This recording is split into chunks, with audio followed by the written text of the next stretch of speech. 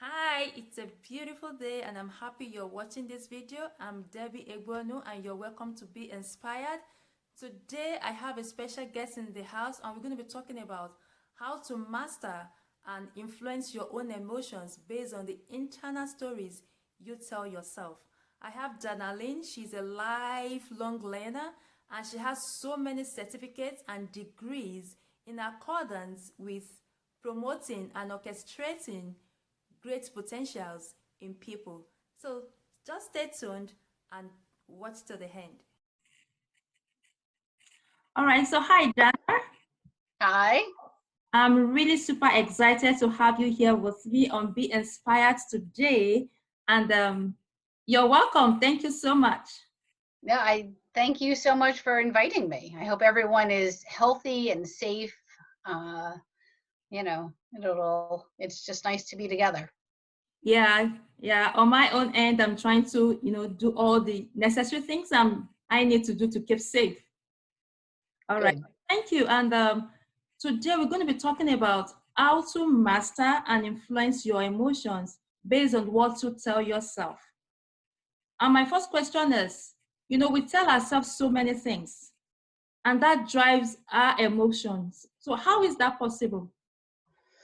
Well, without thoughts, you can't create an emotion. So those thoughts are really important in order to get a hold of where you're putting your emotions and refocusing yourself. So if you want to change your emotion, flip your thought a different way. Start looking at the stories that you create.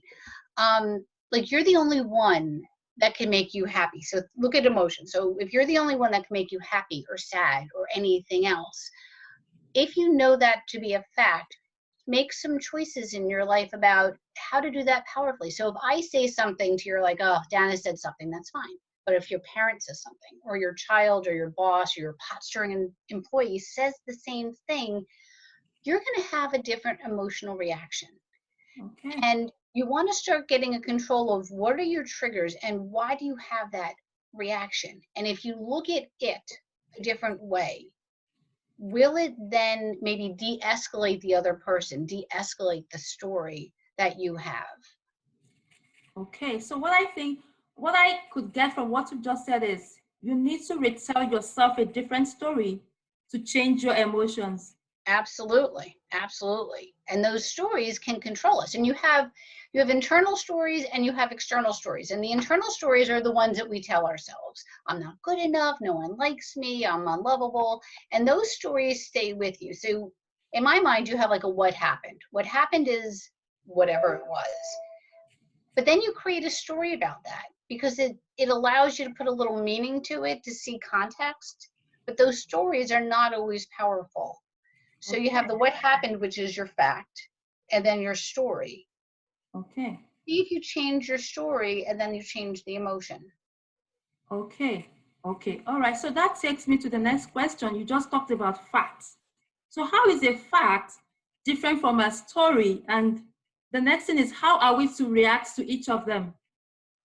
Okay, so stories are interpretations of facts. They really explain what we see and what we hear, and they help us evaluate situations or what to do in it. But once they're told, those stories take a life of their own. And you want to ask the question, what you give power to has power over you. Absolutely. What are those choices that you're making? So I look at, the what happened versus the story, and you can make up different assumptions. So I can tell you a personal, very funny story if you have a minute. So I drive my kids to school every day, and there's a little old guy, and he's like, every morning he waves to me, and every morning I wave back, and everyone's happy. And and one morning he and for a while there he was going like this, like pointing at me, and like this. And I was like, oh, what's going on with that? And I started to feel like an emotion. I started to feel kind of like bad about myself. Like, am I driving okay? Did I stop properly? What's wrong with me? Why is he pointing at me? The what happened is he pointed. And the story I created is, what am I doing? And then I brought it inwards. So then I like, okay, I'm like, Dana, you teach this stuff. How can you refocus yourself? So I said, okay, well, maybe he's auditioning for a role like Robert De Niro, Meet the Fockers. If you ever seen it, like, oh, I'm watching you. Or maybe he thinks I'm sexy in my pajamas. That's a very powerful story. Mm-hmm. But I chose the first story of what is wrong? What am I doing wrong? He's pointing at me. So the what happened is he pointed at me, and then I had options as to what I want to think about. Do I want to think that I did something wrong? Do I want to think, oh, maybe he's doing something for himself? So these are the stories that play in your head. But we generally pick stories that are not healthy for us. And the Mm-hmm. question is why? Why do we go to the story that's not powerful? And how Mm-hmm. do we choose to create something in ourselves that's powerful? How are, like, if you have voices in your head, if you're allowing other people's voice to be more powerful than your own, why? You have a choice to make your voice the most powerful.